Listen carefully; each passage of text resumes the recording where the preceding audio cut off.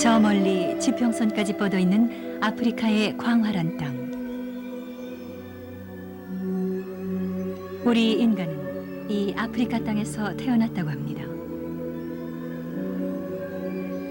56억 인구를 가진 인류의 역사는 여기서부터 시작된 것입니다.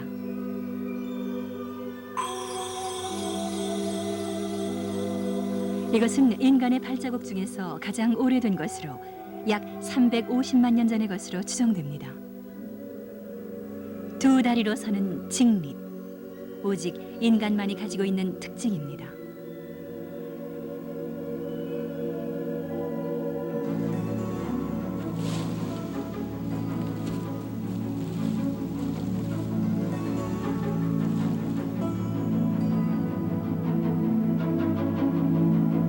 인간은 숲속에서 살던 초기 유인원류에서 진화했다고 생각됩니다.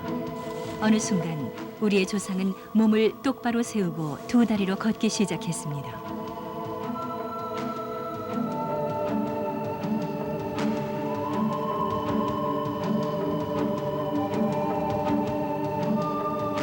아프리카 땅에 새겨진 이 첫 번째 발자국이 우리 인간으로 이어진 것입니다.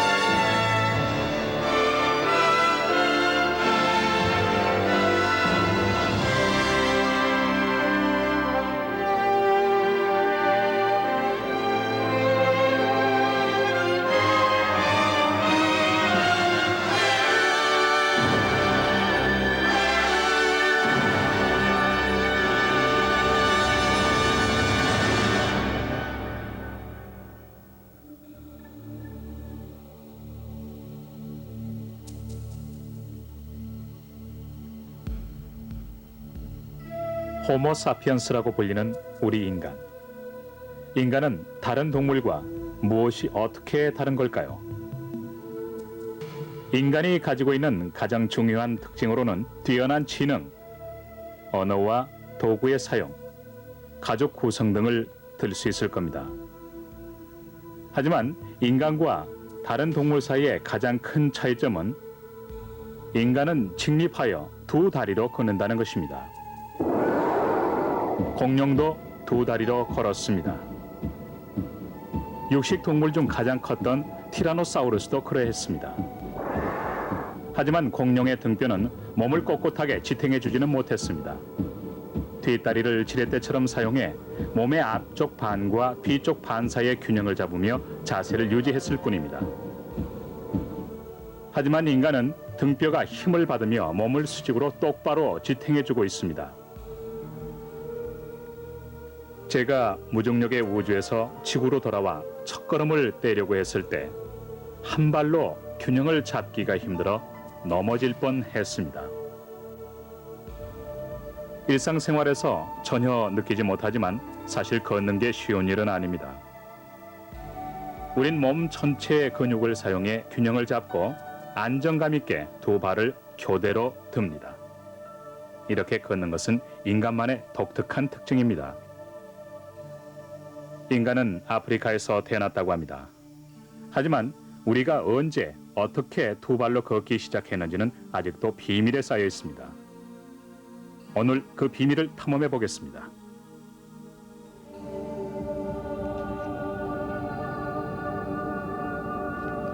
공룡은 1억 년도 넘는 동안 지구를 지배했습니다. 그러다가 6,500만 년 전 공룡의 시대는 종말로 치달았습니다.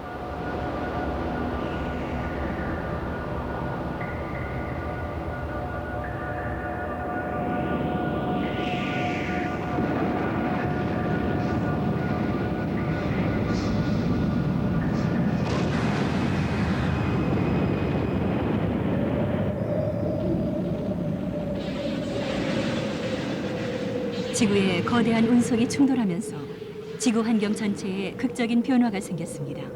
하지만 일부 작은 동물은 공룡이 겪은 비극을 이겨낼 수 있었습니다.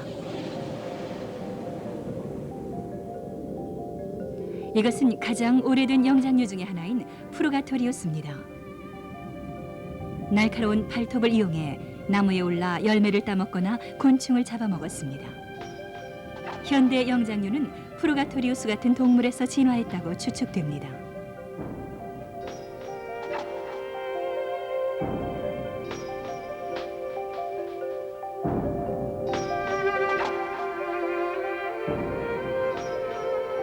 공룡이 멸종한 후 울창한 열대우림이 육지의 대부분을 덮었습니다. 영장류의 진화는 이 울창한 숲에서 일어났습니다.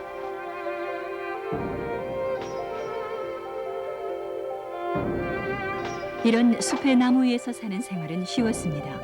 특별한 포식자도 없었으며 먹이가 되는 과실도 풍부했습니다.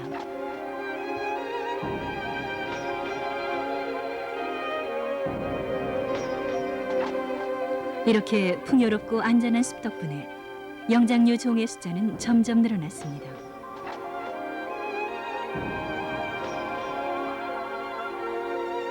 우리 인간에게 이르는 인류의 조상도 이 숲에서 태어났다고 믿어집니다.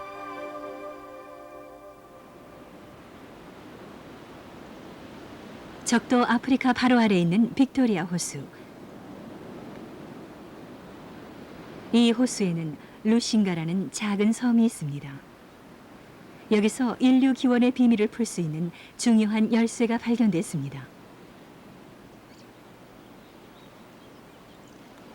아프리카 여러 곳에서 발굴 작업을 하던 메리 리키 박사는 이 작은 섬에서 1800만 년 전의 것으로 보이는 지층으로부터 뼈 조각을 여러 개 발견했습니다.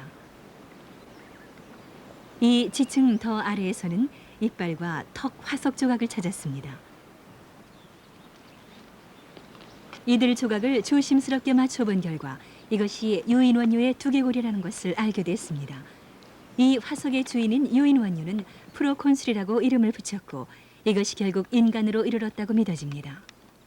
프로콘술이 침판지와 고릴라와 인류의 공동 조상일 수도 있다고 봅니다. 엄청난 시간에 걸쳐서 일어난 일이라는 점을 감안한다면 얼마든지 가능한 일이지요. 루싱가 섬에서는 계속해 발이며 등뼈 조각이 여럿 발견됐습니다. 그로써 프로콘술의 전체적인 모습이 드러났습니다.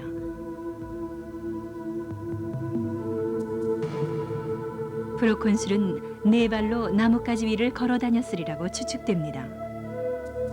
발가락은 길었고 앞발이나 뒷발로 나뭇가지를 단단히 잡을 수 있었습니다. 무엇보다도 프로콘술의 이빨이 많은 관심을 끌었습니다. 어금니 표면에 도드라진 부분이 5개 있었던 것입니다. 이것은 침판지나 인간과 같은 진원류만 가지고 있는 특징입니다.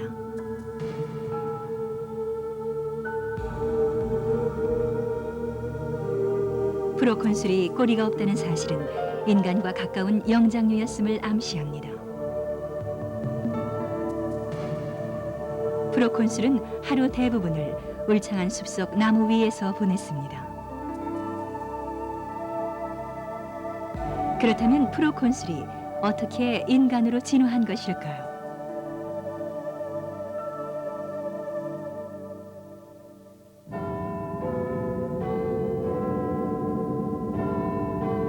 인간은 원숭이에서 진화했다. 오늘날 이 명제는 상식으로 통하지만 처음에 나왔을 때는 심한 거부 반응이 있었습니다. 당시만 해도 원숭이 같은 짐승에서 고도의 지능을 가진 인간은 나올 수가 없다는 생각이 지배적이었습니다. 1859년 종의 기원의 저자 찰스 다윈은 인간은 아프리카 원숭이에서 진화했다고 주장했으며 그 주장은 세계 과학계에 열띤 논쟁을 일으켰습니다. 하지만 다윈은 원숭이에서 어떻게 인간이 진화했는지에 대해 명확한 이론을 제시하지는 못했습니다.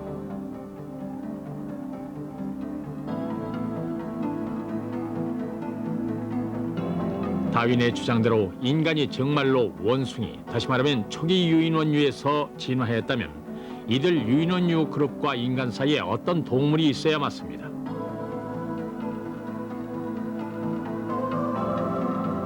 이 그림은 다윈 학파가 초기 유인원류와 인간 사이에 존재했다고 생각되는 동물을 상상해서 그린 것입니다. 그리고 피테칸트로푸스라는 이름까지 붙였습니다.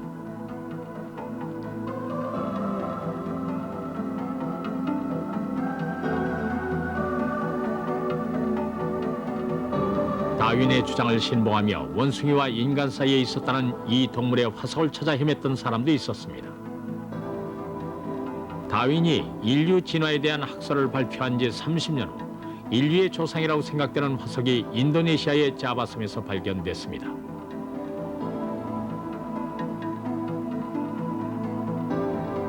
이 화석은 상상의 동물의 이름을 따서 피테칸트로푸스라고 명명했으며 후에는 보통 자바인이라고 불리게 됐습니다. 중국 북경의 교회에서는 그 유명한 북경인 화석이 발견됐습니다.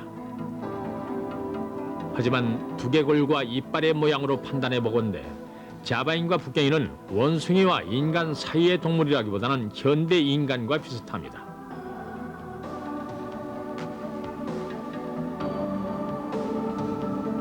당시 많은 인류학자들은 원숭이와 인간을 구분하는 가장 두드러진 점은 뇌의 크기라고 생각했고 원숭이와 인간 사이의 동물은 뇌가 큰 원숭이 같은 것일 거라고 믿었습니다.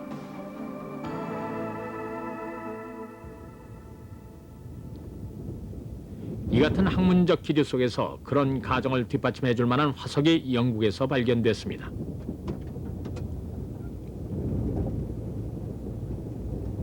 이 화석은 향토 화석 수집가가 발견했으며 출토된 마을의 이름을 따서 필트다운인이라고 이름을 붙였습니다. 필트다운인은 견고한 턱을 가졌으며 이빨의 모양은 원숭이와 비슷했습니다. 하지만 뇌의 용량은 상당히 커서 거의 현대 인간만 했습니다. 많은 전문가들이 이 화석을 인류의 조상이라고 인정했습니다. 당시 저명한 인류학자였던 아도키스 씨는 뇌의 무게를 측정해서 원숭이와 인간 사이의 선을 그을 수 있다고 믿었습니다. 750g이 넘는다면 인간으로 여겨줄 수 있다는 것입니다. 이 화석은 그 조건을 만족시켰습니다. 많은 전문가가 기대했듯이 현대 원숭이류와 인간의 공동조상으로부터 인간으로 가는 진화 과정에서 제일 먼저 나타난 특징은 뇌가 커진 것이었습니다. 하지만 필드다운인이 발견된 지 40년 후 그것이 가짜였음이 밝혀졌습니다. 오랑우탕의 턱을 인간의 두개골에 갖다 붙여 조작한 것이었습니다. 따라서 인간으로 가는 진화는 뇌가 커짐으로써 시작됐다는 주장은 설득력을 잃어버리게 됐습니다.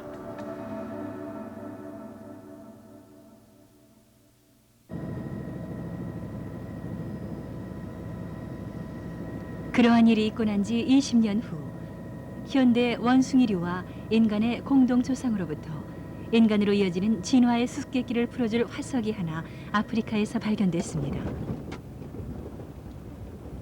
다윈도 이곳 아프리카에서 인류가 처음 출현했으리라고 생각했습니다. 에티오피아의 하다르는 에티오피아 말로 말라버린 강이란 뜻입니다. 강은 1년 내내 비가 거의 오지 않는 건조한 지역에 위치하고 있습니다. 미국과 프랑스 공동팀이 이곳에서 3년 동안 발굴 작업을 벌이고 있던 중 지금까지 알려진 것 중 가장 오래된 인류의 화석을 발견했습니다.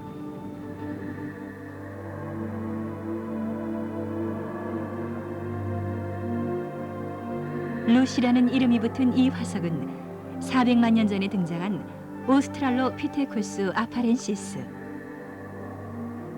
오스트랄로피테쿠스 아파렌시스의 두개골 용량은 약 400g으로 침팬지와 크게 다르지 않습니다. 또한 강인한 턱뼈와 긴 팔과 짧은 다리 등 원숭이 같은 특징을 많이 가지고 있습니다. 하지만 이 오스트랄로피테쿠스 아파렌시스는 인간만이 가지고 있는 특징을 가지고 있습니다. 바로 직립입니다. Look at a person, she has a human walking with bent knees. We know that increases energy costs. 미국 뉴욕 주립대학의 랜들 서스맨 박사는 루시로 대표되는 오스트랄로피테쿠스 아파렌시스가 어떻게 걸었을까를 알아내기 위해 골격 구조를 연구 중입니다. Okay, come on. Let's. I'll walk like paranthropus. I'll just like 서스만 박사는 오스트랄로피테쿠스 아파렌시스의 골격 구조를 현대 인간 및 원숭이와 자세하게 비교했습니다. 그 결과 오스트랄로피테쿠스 아파렌시스의 여러 특징을 보건대 직립했을 가능성을 보여준다는 것을 알게 됐습니다. 가장 많은 관심을 끈 것은 골반의 모양이었습니다.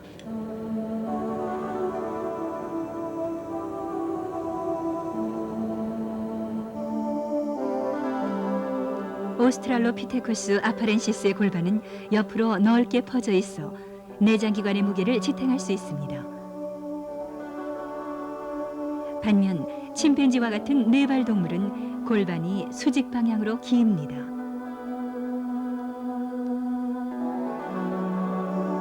오스트랄로피테쿠스 아파렌시스의 골반은 분명히 원숭이와 다르며 인간과 상당히 비슷해 보입니다. 더구나 관절의 모양으로 추측해 보건대 허벅지는 허리에서 무릎으로 내려가면서 안쪽으로 비스듬히 기울어졌습니다. 이런 구조로 인해 무릎 아랫뼈가 몸의 무게중심을 받게 됨으로써 몸 전체 무게를 발 하나로 지탱할 수 있게 됩니다. 현대 인간도 이와 똑같은 골격 구조를 가지고 있지만 네발 동물인 원숭이는 다릅니다. 오스트랄로피테쿠스 아파렌시스는 두 다리로 걸은 게 분명합니다. 하지만 그러면서도 루시로 대표되는 오스트랄로피테쿠스 아파렌시스는 아주 작고 원숭이 같은 뇌를 가지고 있었습니다. 그뿐 아니라 두개골의 다른 특징들도 아주 원시적이었습니다. 뇌가 커지고 지능이 생긴 게 인간 진화에서 제일 먼저 나타난 특징이 아닙니다. 인류 진화의 첫 번째 특징은 두 다리로 걷는 것이었습니다.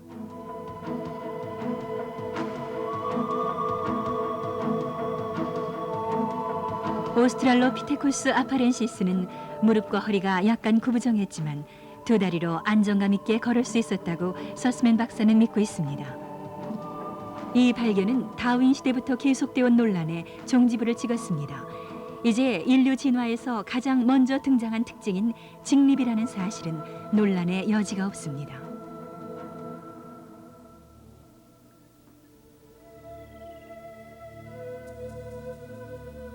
직립인간은 약 400만 년 전에 등장한 것으로 여겨집니다. 루시로 대표되는 오스트랄로피테쿠스 아파렌시스는 1m가 조금 넘는 키에 몸무게는 30kg 정도였습니다. 뇌의 크기도 지금의 침팬지만 하고 두 다리로 안정감 있게 걸을 수 있었습니다.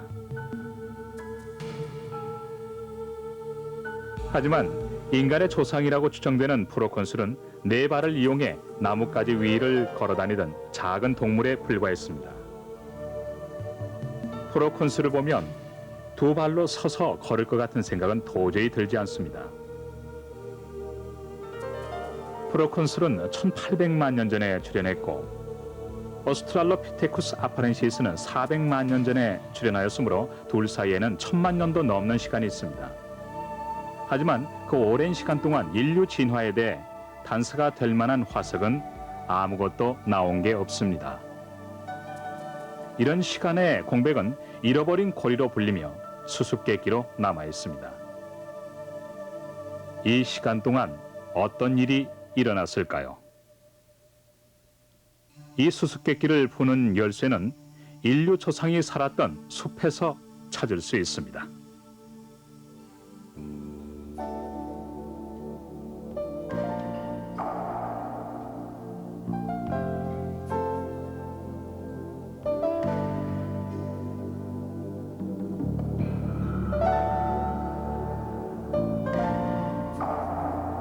끝없이 펼쳐져 있는 깊은 숲. 열대우림은 지구상에서 가장 풍요로운 곳으로 풍부한 과일과 나뭇잎은 많은 동물의 먹이가 됐습니다.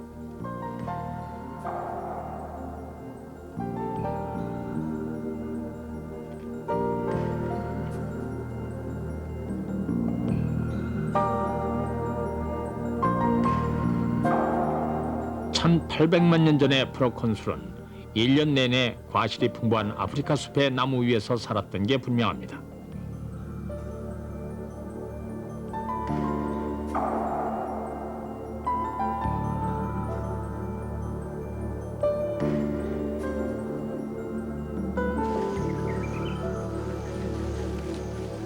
이들 프로콘술의 후손은 지금도 아프리카의 숲속에서 살고 있습니다. 이것은 침팬지입니다. 침팬지는 인간과 가장 비슷한 유인원으로 유전자도 거의 99%가 같습니다. 인간과 침팬지는 모두 프로콘술의 후손으로 둘은 말하자면 형제 사이라고 할 수 있습니다. 인류 조상은 어떤 순간까지는 이들 침팬지의 조상과 같은 방식으로 살았을 것입니다. 그런데 어떻게 인류는 두 발로 걷기 시작했을까요? 어떤 과학자는 침팬지에서 그 단서를 찾으려고 노력하고 있습니다.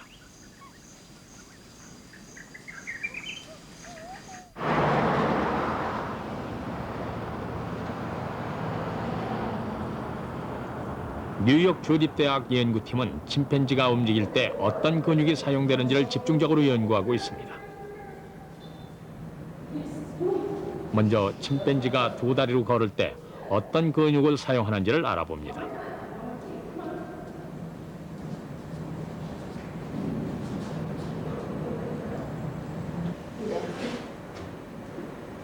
골반과 넓적다리뼈에 연결된 10여 가지 근육의 운동을 하나씩 관찰합니다.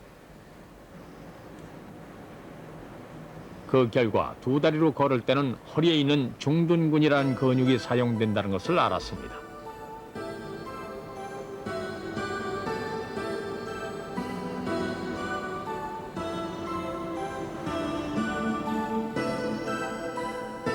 중둔근은 두 다리로 걸을 때 몸의 균형을 잡아주는 근육입니다.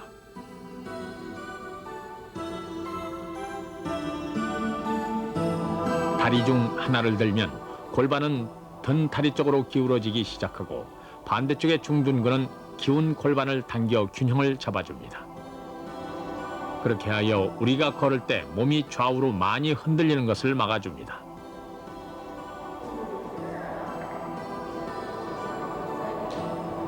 침팬지가 여러 가지 동작을 할 때 중둔근의 움직임을 관찰했습니다.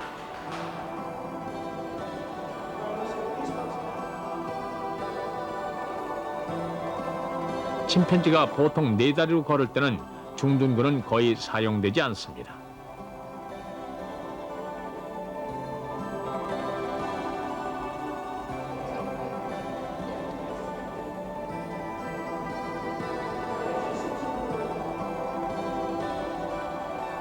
하지만 침팬지가 나무를 수직으로 올라갈 때는 중둔근이 많이 사용됩니다.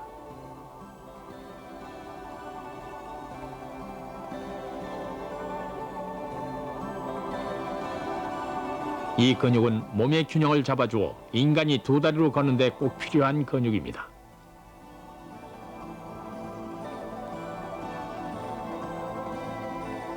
침팬지가 나무에 올라갈 때도 같은 근육이 사용됩니다.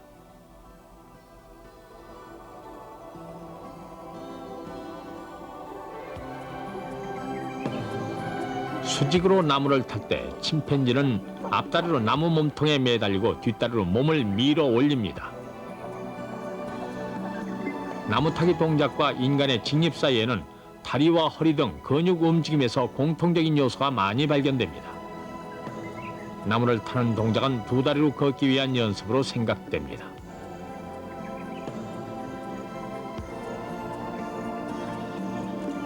침팬지와 달리 몸집이 큰 원숭이는 나무 위에서 걷기보다는 주로 나뭇가지에 매달리면서 이동합니다. 그렇게 할 때면 등뼈가 쭉 뻗습니다.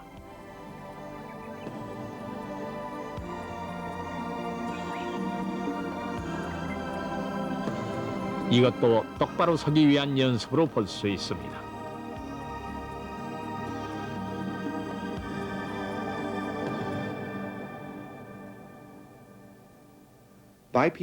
직립은 그것이 어디서 시작되었는가라는 측면에서 살펴보면 이해하기가 쉽습니다. 지금 살고 있는 원숭이뿐만 아니라 다른 종류의 동물까지 모두 합하여 평균을 낸 어떤 일반화된 유인원을 생각해 본다면 알 수 있을 겁니다. 직립은 500만 내지 700만 년 전에 살았으며 나무를 올라다녔던 덩치가 다소 큰 유인원류에서 시작되었다는 사실을 알 수 있습니다.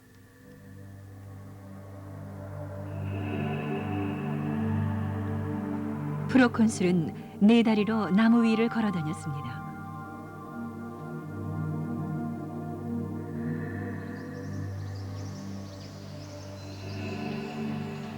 그 후손 중 일부는 점차 몸집이 커졌습니다.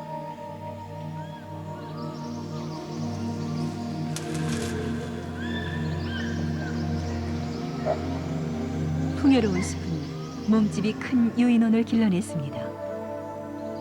서스맨 박사는 그들이 인간과 침팬지의 공동 조상이라고 믿고 있습니다.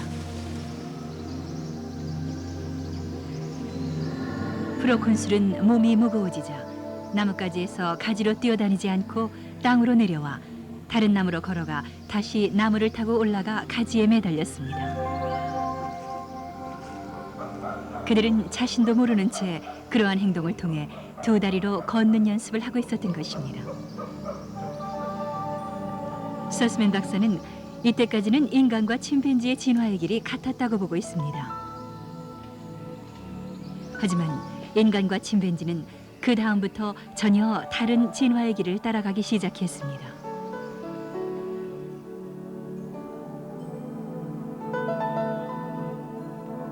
어떤 사건이 인간과 침팬지의 운명을 갈라놓았을까요?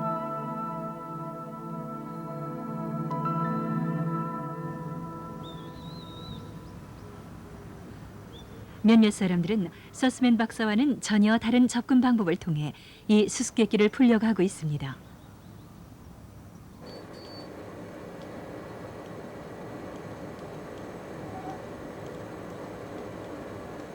일본 국립유전학연구소의 호라이 사토시 박사는 이 문제를 풀 수 있는 열쇠가 유전자에 있다고 생각합니다. 공동 조상으로부터 갈라져 나왔지만 여러 세대를 거쳐감에 따라 유전자의 차이는 계속 증가합니다.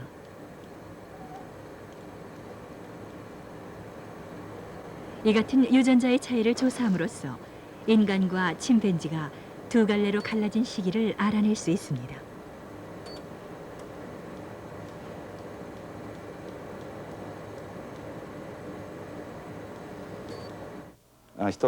우리는 인간과 침팬지가 두 갈래로 갈라진 시기를 추정해냈습니다.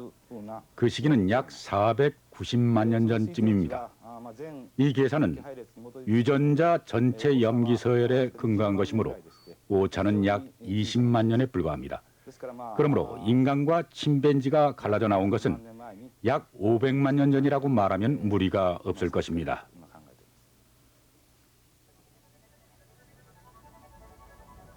오랑우탕 및 고릴라와 갈라져 나온 인간과 침팬지의 공동조사는 같은 진화의 길을 걸었습니다.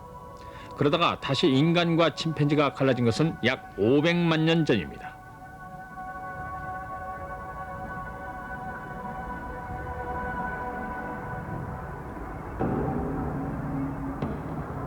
그때 아프리카의 숲을 엄습한 재앙이 있었습니다. 벌써 1000만 년 전부터 아프리카 대륙에서는 심한 지각 활동이 계속되고 있었습니다.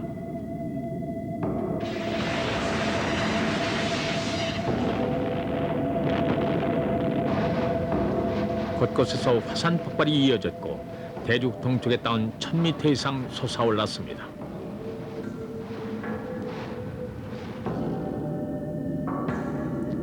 지구 내부의 에너지가 대륙을 밀어올린 것입니다.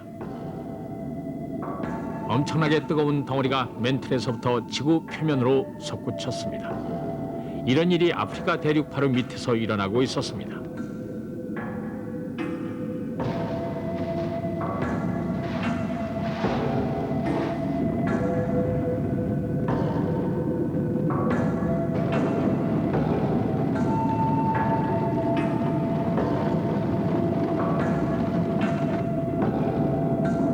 한동안 계속된 지각 활동은 그때까지만 해도 광활하고 울창한 숲으로 덮여있던 아프리카의 경관을 완전히 바꿔 놓았습니다.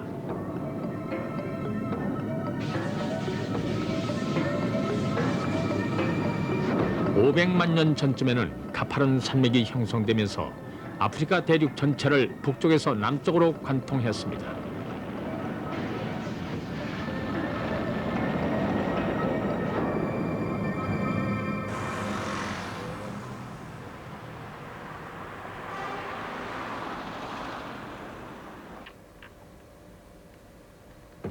루시 발굴에도 참여한 바 있는 프랑스의 이브 코펜스 교수는 아프리카를 강타한 이 심한 지각운동이 인간과 침팬지의 운명을 갈라놓았다고 주장하고 있습니다.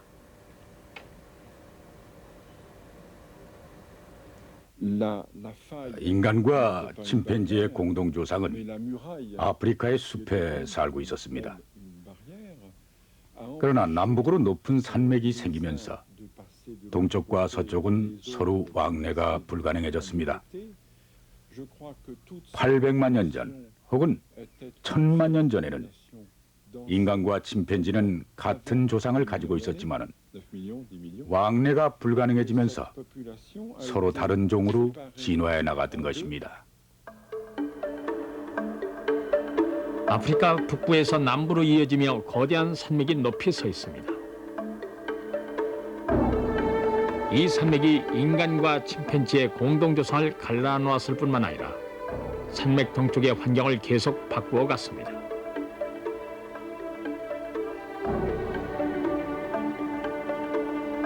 아프리카의 울창한 숲은 습기 찬 서풍이 가져오는 풍부한 강수량 덕분입니다.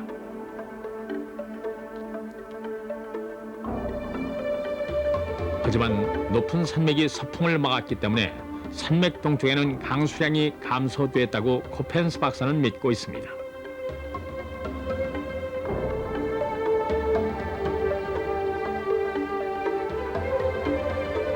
비는 열대우림의 생명선입니다.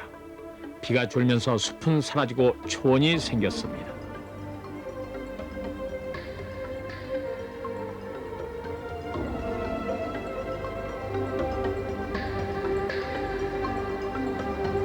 인간과 침팬지의 공동조상은 울창한 숲속 나무 위에서 풍부한 과실을 먹으며 살았습니다.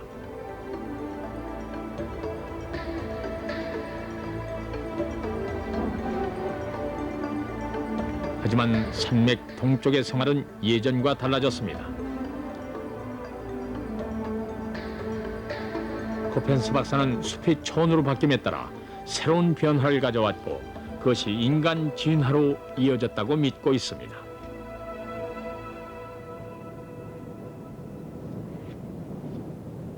두 다리로 걷기 시작한 루시, 즉 오스트랄로피테쿠스 아파렌시스는 남북으로 길게 뻗어있는 산맥 동쪽에서 발견됐습니다. 현재 경관으로 봐서는 오스트랄로피테쿠스 아파렌시스가 살던 당시 환경이 어땠는지는 알 수 없습니다.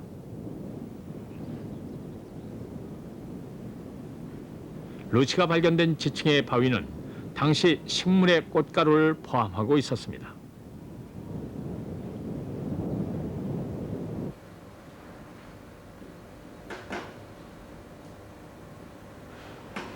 프랑스 마르세유 대학의 레이몽 보네필레 박사는 이 꽃가루를 분석하여 오스트랄로피테쿠스 아파렌시스가 살던 환경을 탐색해보고자 노력하고 있습니다. 많은 양의 벽꽃가루가 여러 가지 나무의 꽃가루와 함께 발견됐습니다.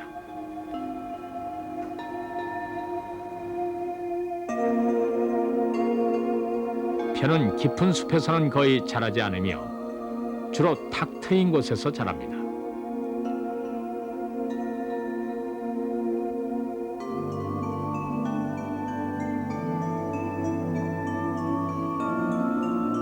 이것은 오스트랄로피테쿠스 아파렌시스가 깊고 울창한 숲이 아니라 나무가 드문드문 흩어져 있는 초원에서 살았음을 증거하고 있습니다.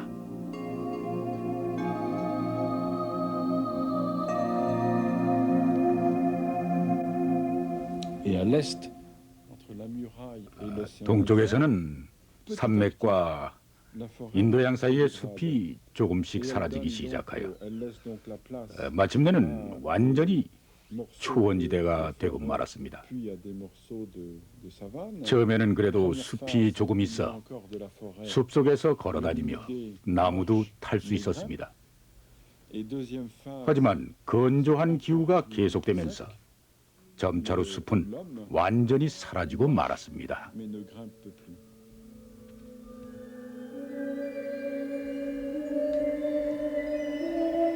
인간과 침팬지의 공동조상은 한때 깊은 숲속에 살았습니다.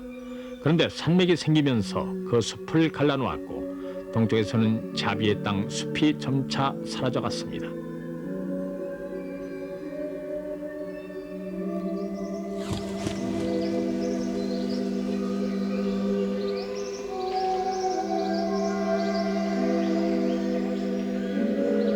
이제 숲은 줄어들고 그곳에 남게 된 동물은 먹이가 모자랐습니다. 그래서 먹이를 찾아 멀리 있는 다른 숲으로 이동할 수밖에 없었습니다. 그 순간부터 그들은 두 다리로 걷기 시작했습니다. 그들은 이미 숲속 나무 위에 살 때부터 의식하지 못한 채 두 다리로 걸을 준비를 하고 있었습니다.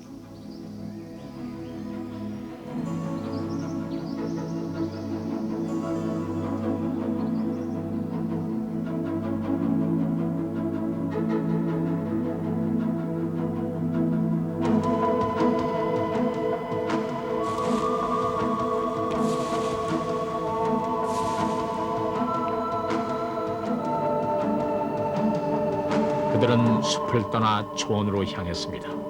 마침내 직립인간이 탄생한 것입니다.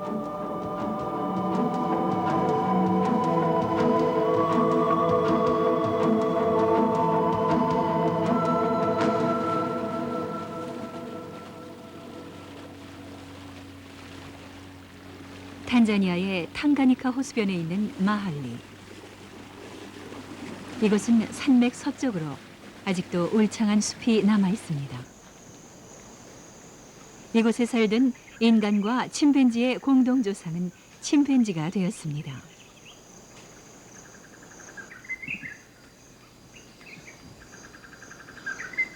인간과 침팬지의 공동 조상은 나무 위에 살면서 자신도 모르는 채 두 다리로 걷는 연습을 하고 있었습니다.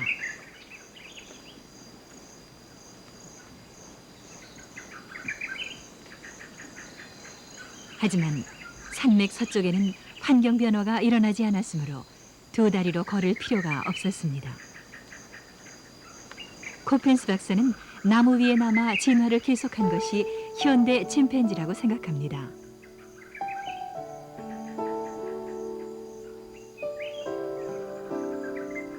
침팬지는 직립할 수 있는 잠재력은 있지만 그 잠재력을 펼쳐 보일 기회가 없었던 것입니다.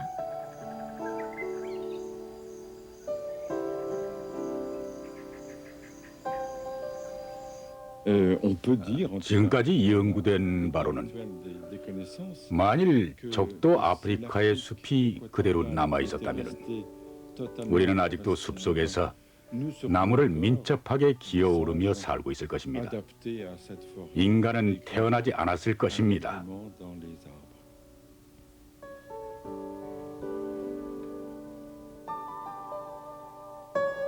산맥 동쪽에서는 울창한 숲이 사라져갔습니다. 그러자 인간은 마치 낙원에서 쫓겨난 듯이 초원에서 두 다리로 걷기 시작했습니다. 어떤 초기 유인원류가 산맥 서쪽에 놓이게 되고 어떤 초기 유인원류가 산맥 동쪽에 놓이게 된 것은 전적으로 우연이었습니다. 그 같은 우연이 인간과 침팬지의 운명을 갈라놓았습니다.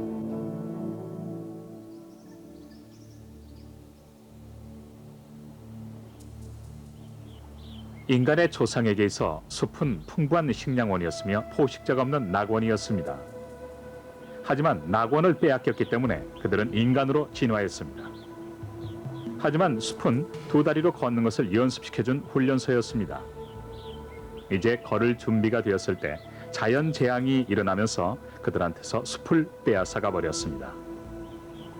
숲은 행운이었으며 숲이 사라졌을 때 인간이 진화한 것은 우연이었습니다.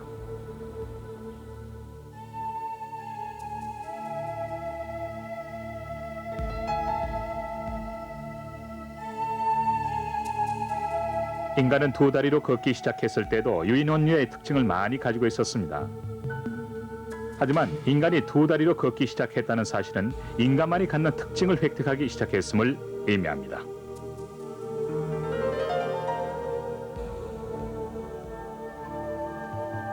숲에서 살던 인간에게 있어서 초원은 새로운 환경이었습니다.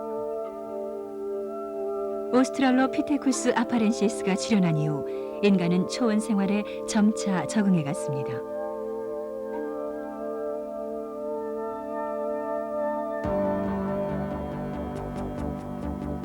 하지만 숲과 달리 초원에는 숨을 곳이 없었습니다. 무서운 맹수의 공격을 받을지도 모르는 위험이 도사리고 있었습니다. 표범은 먹이를 나무 위로 끌고 가서 먹습니다.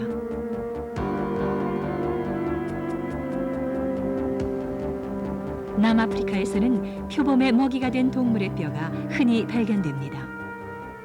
동굴로 떨어져 화석이 된 뼈도 있습니다.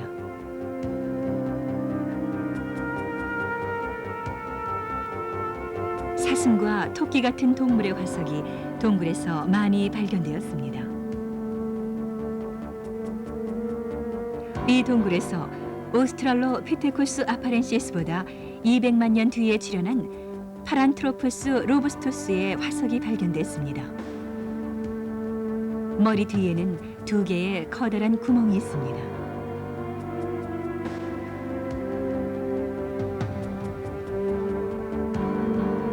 이 구멍은 당시 표범 아래턱 송곳니와 완벽하게 들어맞았습니다. 당시 인간도 표범의 먹이가 되었던 것입니다.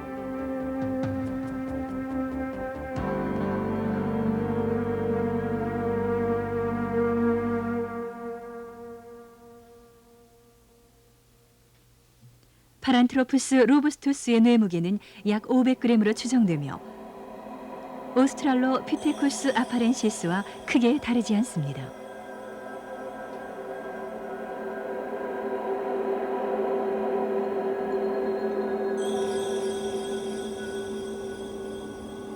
하지만 파란트로푸스 로부스투스가 발견된 같은 지층에서 오스트랄로피테쿠스 아파렌시스 때에는 없었던 새로운 것이 발견됐습니다. 돌 연장입니다. 일반적으로 인간은 뇌가 커지고 지능이 발달하면서 돌 연장을 만든 것으로 믿어집니다. 그러면 뇌가 작았던 파란트로푸스 로부스투스가 어떻게 돌 연장을 만들 수 있었을까요? 서스맨 박사는 파란트로푸스 로부스투스의 뇌보다는 손의 구조에 초점을 맞추고 있습니다. 그는 손의 구조가 진화하면서 돌 연장 제작을 가능하게 했다고 보고 있습니다. 이것은 파란트로푸스 로부스투스의 손입니다. 엄지손가락 뼈를 보십시오.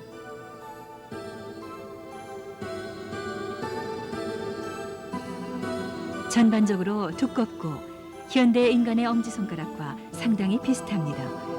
이것은 엄지손가락 근육이 잘 발달했다는 것을 보여줍니다. 우리는 아무 생각 없이 엄지손가락과 둘째 손가락 끝으로 작은 물건을 짚습니다. 하지만 이 동작은 잘 발달된 엄지손가락을 정교하게 움직여야만 가능합니다.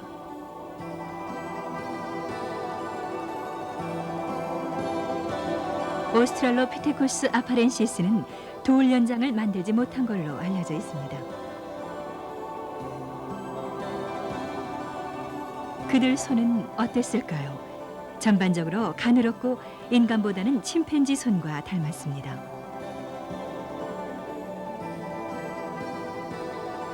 침팬지의 엄지손가락은 다른 손가락에 비해 지극히 짧고 가늡니다. 엄지손가락을 움직이는 근육은 인간과 달리 잘 발달하지 못했습니다. 침팬지가 엄지손가락과 둘째 손가락으로 어떻게 작은 물체를 잡는지 보겠습니다. 잘 안 됩니다. 오스트랄로피테쿠스 아파렌시스의 기술도 침팬지보다 나을 게 없었습니다. 서스민 박사는 파란트로푸스 로부스투스는 두꺼운 엄지손가락과 잘 발달된 근육을 가지고 있어 능수능란하게 돌 연장을 만들 수 있었다고 생각합니다.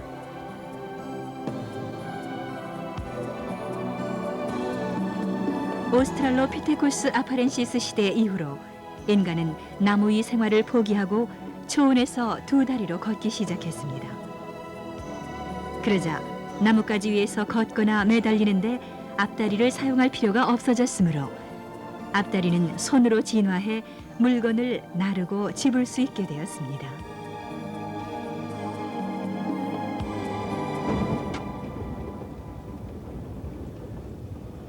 초원에서 살게 된 인간은 걷는 기술을 더욱 발전시켜 나갔습니다.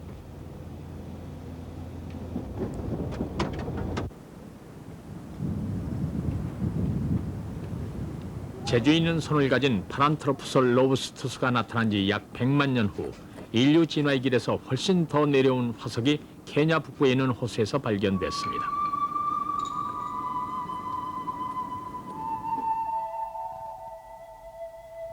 당시 인간은 현대 인간과 거의 같은 자세로 걸었던 것으로 추측됩니다. 오스트랄로피테쿠스 아파렌시스가 처음 등장한 지 200만 년 뒤 마침내 지금 같은 직립의 자세가 완성됐습니다. 직립은 진화의 과정에서 중요한 변화를 가져왔습니다. 음성 언어를 가능하게 한 목구멍 구조가 생긴 것입니다.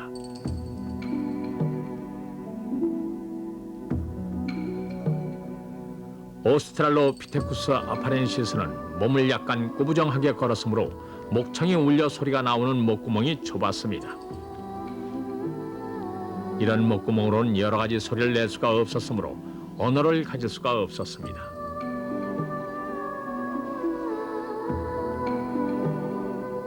하지만 직립함으로써 소리를 진동시킬 수 있는 공간이 넓어졌습니다.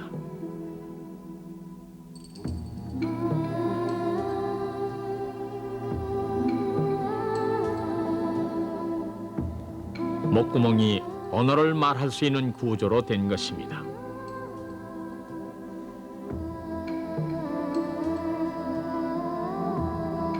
당시 인간의 뇌무게는 약 900g이었던 것으로 추정됩니다. 아직도 현대인의 수준에는 이르지 못했지만 오스트랄로피테쿠스 아파렌시스에 비하면 거의 2배입니다.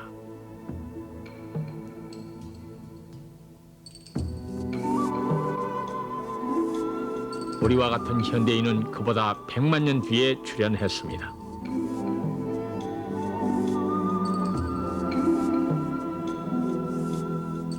커다란 뇌는 인류의 상징입니다. 하지만 그것은 다리와 손, 그리고 몸, 골격이 먼저 완성된 후 인간 진화의 마지막 단계에서 이루어졌습니다. 아마 그때 우리 인간은 고약한 냄새가 많이 났으며 몸 전체에 털이 덮여 있었을 겁니다. 우리는 아마도 나무 주위를 돌아다녔으며 500만 년 내지 700만 년 전에 살았던 원숭이 사촌과 크게 다르지 않았을 겁니다. 다만 다른 점이 있다면 원숭이 사촌은 땅에 내려왔을 때 4발로 기었지만 우리 인간의 조상은 땅에 내려왔을 때 2다리로 걸었다는 것입니다. 따라서 2다리로 서는 직립은 인간으로 가는 길을 여는 열쇠라고 생각합니다.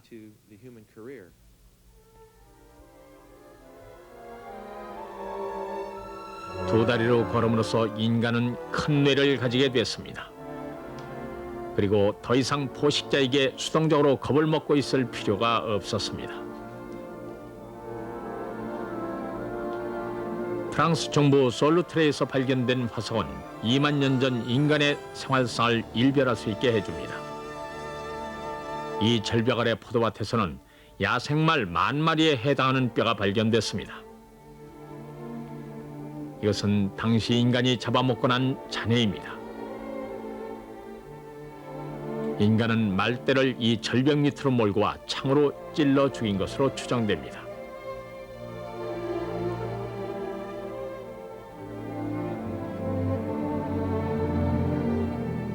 이때쯤에는 솜씨 좋은 손으로 강한 무기를 만들 수 있었고 노동의 분화가 이루어졌고 언어를 사용하여 팀을 이룰 수 있었습니다. 조직적인 대규모 사냥이 일반화됐습니다. 한때 인간은 초원의 맹수한테 속수무책으로 희생되곤 했습니다. 하지만 이제는 힘을 얻게 됐습니다.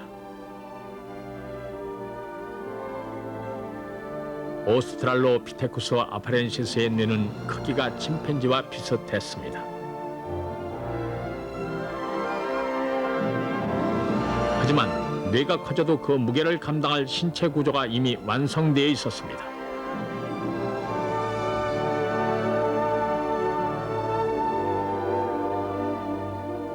오스트랄로피테쿠스 아파렌시스가 두 다리로 걷기 시작한 지 400만 년이 흘렀고 이제 커다란 뇌를 가진 현대 인간이 등장했습니다.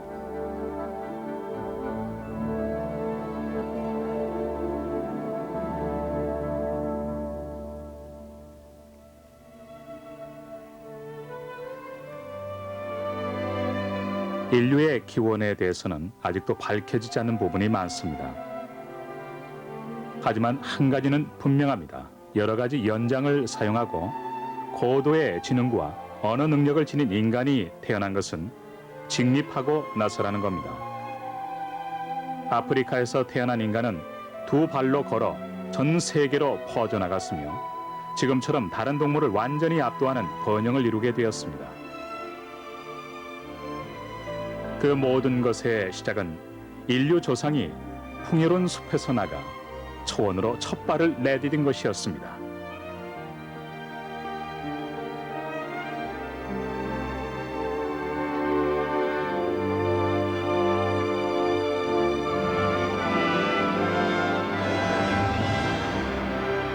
인류 조상은 아프리카의 광활하고 울창한 숲속에서 살았습니다.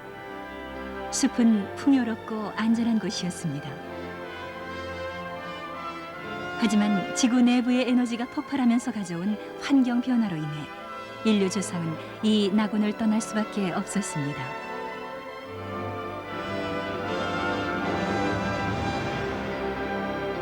우리 인간은 지금 지구 전체를 지배하고 있습니다. 하지만 이것은 지구상에서 일어난 사고로 우연하게 이루어진 것일지도 모릅니다.